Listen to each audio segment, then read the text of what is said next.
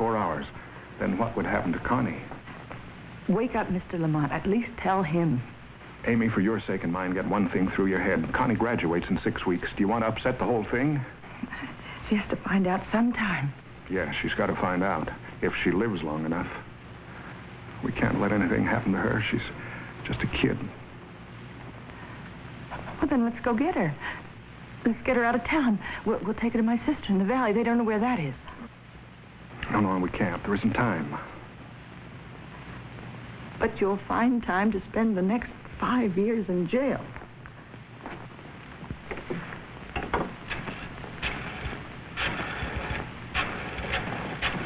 Amy, please don't call them. Leave me alone or I will call the police. Hello? Hello? I'm sorry to disturb you at this hour, but this is Mrs. Britton, and I must speak with Connie. It's an emergency. Yes, please. Thank you.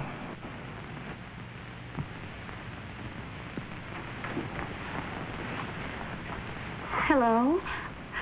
Connie, darling, now just listen to me. Mom, are you all right? Connie, don't interrupt. Just listen. Now get dressed.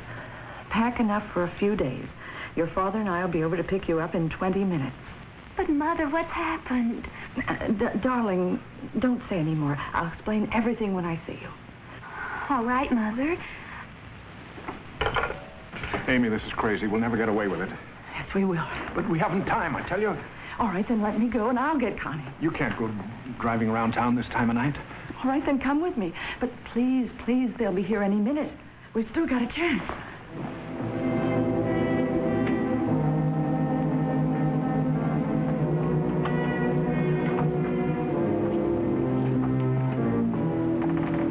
Well, Henry, I bet you just knew we'd be early. Okay, we're all here. Let's get on with it. The deal's off, Vic. You're even dumber than I thought you were. Come on, let's get going.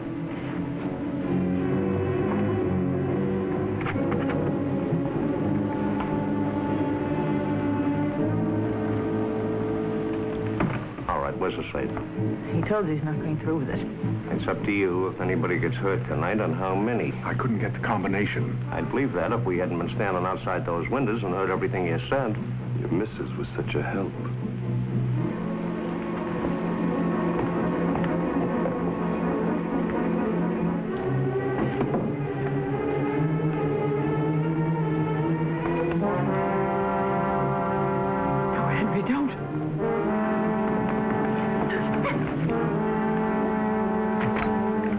Hand it out.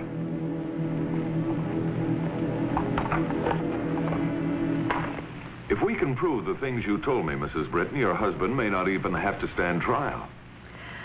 But how can you prove it? Those other two, all they've done is lie. Both you and Henry said that Sampson was carrying a gun, forced his way in with it.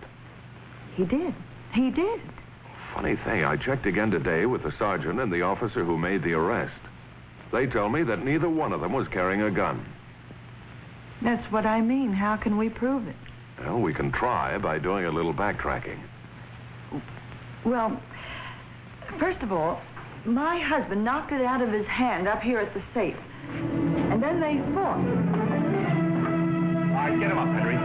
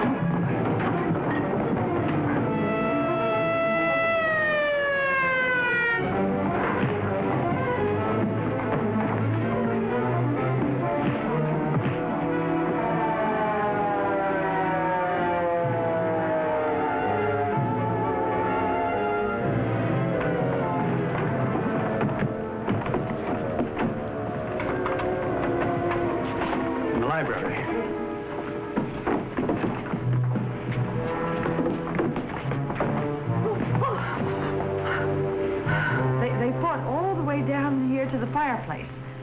Well, then finally I got a hold of the gun, and I came down here, too, to the fireplace, and that's when Samson came down. He knocked it out of my hand, then he hit me. And that's all I remember until the police came.